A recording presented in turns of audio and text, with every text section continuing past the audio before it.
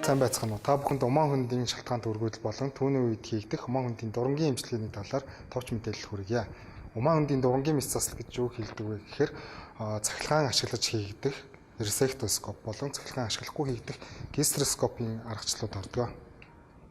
Умаан хөндийн дурангийн шинжилгээнд илэрч болох ямар өөрчлөлтүүд байдг вэ гэхээр умаан хөндийн наалдац, умаан хөндийн ургацэг буюу полип, умаан хөндөд байралтай хоргүй хавдар, умаан сасны хэд цуц зарал, умаан сасны хор тавдар, төрөлхийн таславч зэрэг өөрчлөлтүүдийг умаан хөндийн дурангийн шинжилгээр онцлох болон эмчлэх боломжтой байдаг.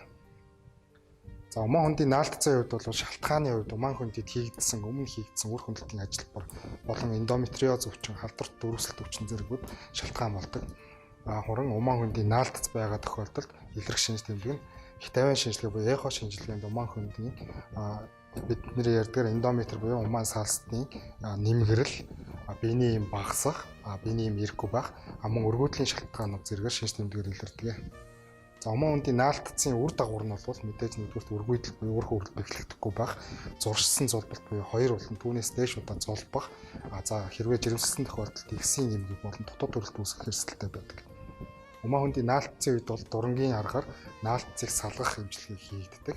Ажилбарын төгсгөл заавалшгүй дахин наалдц үүсгээс сэргийлсэн эмчилгээ болон даавар эмчилгээнүүдийг тус хийдэг. За дараагийн нэг өөрчлөлт бол умаан хөндийн полип буюу хүмүүсийн ярьдаг бидний ярьдаг ургацэг гэж байдаг. Шалтгааны хувьд тодорхойгүй ч гэсэн даавар хамааралтай эмгэг гэж үздэг.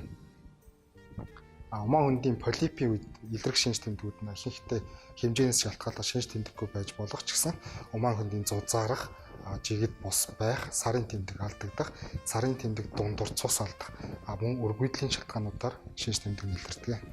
За умаан хөндийн полип байгаа тохиолдолд хэмжээ, байрлал, тоош ирэхээс хамааран үр хөврөл бэхлэхэд саад болох, өргөдөл, зулбах эрсдлийг нэмэгдүүлэх зэрэг эрсдэл үр дагавартай байдаг. За умаан хөндийн полипийн үед хийгдэх эмчилгээ нь полипэктоми буюу умаан хөндийн дурангийн мэс заслын аргаар полипийг авах ажилбар хийгдэнэ. Полип нь өөрөө даавар хамааралтай байдаг учраас араас нь бол даавар эмчилгээ гэж бас хийгддэг. За дараагийн нэг өөрчлөлт бол умаан хөндий болон түүний хөндий рүү төрж орсон миомын өөрчлөлт байгаа. Миомын хувьд шалтгаан бүрэн тодорхой босч гисэн эрсдэлт хүчин зүйл болох генетик илүүдэлжин хоол хүнс болон витамин D-ийн дутагдал зэрэгтэй холбоотой үүсдэг гэж үздэг. Ерөнхийдөө даавар хамааралтай хоргүй хавдар юм. Умаан хөндий болон умаан хөндий рүү төрж орсон миомын үед илрэх шинжүүд нь сарын тэмдэг их хэмжээгээр ирэх, эсвэл бүлэнтэй ирэх, цус багталтын шинжүүд, эсвэл бага арцгийн өвдөлт, бүсгийн нурууны өвдөлтийн шинжүүдээр илрэх боломжтой. Умаан хөндий рүү төрж орсон миомын үр дагавар нь бол жирэмслэл болон төрөлтөд нөлөөлөх, үүнд бол өргөдөл, үр тогтолтын асуудал, мөн дутуу төрөх, төслийн дараах цус алдах зэрэг эрсдлүүд ордог. За эдгээр миомын үед эмчилгээний хувьд бол миомэктоми буюу умаан хөндийн ресектоскоп, мөн гистероскопийн аргаар умаан хөндийн миомыг авах ажилбар хийгддэг. Даавар хамааралтай учраас араас нь даавар эмчилгээ болон дахин наалдцаас сэргийлэх эмчилгээнүүд хийгддэг. За дараагийн нэг өөрчлөлт бол төдийлөн анзаарэгддэг шинж тэмдэггүй байдаг умаан сасны өрсөлдөл гэж байгаа. Шалтгааны үед бол халдвар үүсгэгч, альва эмгэг төрөгч нар байгаа. Умаан хөндөд мөн гадны биед байснараа өрсөлдөлийн шалтгаантай халдварын шалтгаантай өрсөлдөл үүсэх боломжтой байдаг. Умаан сасны өрсөлдөлийн илрэх шинж тэмдэг ихэнхдээ шинж тэмдэггүй байдаг ч цус алдал болон бага арцгийн өвдөлт эсвэл эмгэг ялгц гарах зэргээр илрэх боломжтой. Умаан хөндийн сас өрсөлдөй байх үед ямар үр дагавар гарах вэ гэхээр умаан сасны хөгжлийг хоцроосноор үр тогтолт, үр хөврөл бэхлэгдэх хугацаа зөрөх. За нийт зуршсан зулбалт буюу 2 болон түүнээс олон удаа зулбж байгаа тохиолдлын 67% хүртэлх нь умаан сасны дан өрсөлдөлийн шалтгаантай байдаг гэж үздэг.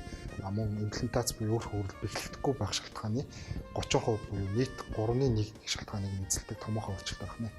Умаан сасны өрсөлдлийг бол их тавиан шинжилгээнүүд төдийлөн онцлох боломжгүй боловч онцлогооны дурангийн шинжилгээ хийгдэж байх үед өөрчлөлтөө хэсгээс эдийн шинжилгээ авснараа умаан хөндийн сасны өрсөлдлийг баталгаажуулдаг.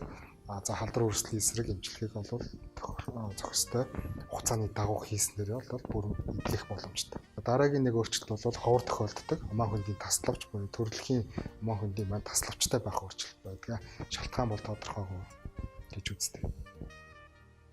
За умаан хөндийн таславчийн үед бол ямарваа нэг шинж тэмдэг илэрхгүй байж болдог. За умаан хөндийн таславчтай байснараа бусад хүмүүстэй харьцуулах юм бол золбох болон дутуу төрөх эрсдэл ихтэй байдаг гэж үздэг. За умаа хөндийн таславчийн одоо эмчилгээний хувьд бол септопластик буюу умаа хөндийн дурангийн аргаар таславчийг тайрах, таславчийг богиносгох зэрэг эмчилгээнүүд хийгдснээр умаа одоо илүү төрөлт, жирэмслэх төрөлтөнд бэлтгэх боломжтой байдаг. За хамгийн сүүлд танилцуулах өөрчлөлт нь кесар мэс засал хийгдсэн эмэгтэйчүүдэд кесар мэс заслын дараах шархны цүлхэн буюу буруу эдгэрэлтээс шалтгаалтай өөрчлөлт гардаг. За кесар мэс заслын дараах шархны цүлхэнгийн үед бол ямарваа нэг шинж тэмдэг илэрхгүй. За энэхүү өөрчлөлтөд байгаа тохиолдолд ямар үр дагавар гарах боломжтой вэ гэхээр тухайн цүлхэнтэй хэсэгт цус оролцснараа сарын тэмдэх хооронд цус гарах. Энэ болохоор умаан саастад бэхлэгдэх, үр хөврөл бэхлэгдэх болон эр бэлхийсийн чанарыг муутгах зэрэг нөлөө үзүүлснээр өргүйдэл үр тогтоох чадвар муутгах зэрэг сөрөг нөлөө үзүүлэх боломжтой. Мөн жирэмсэн болсон тохиолдолд зурлах эрсдлийг нэмэгдүүлдэг гэж үздэг. За энэ хүү кесар мэс заслын өөрчлөлтийн үед бол гистероскопийн аргаар мэдээж нэгдүгээр давхар их тавийн шинжилгээний оншийг баталгаажуулж мөн тухайн цүлхэнтэй хэсэгт ажилбар хийгдснээр эмчлэх боломжтой. Хамт байсан та бүхэндээ баярлалаа. Дараа дахин уулзцаая.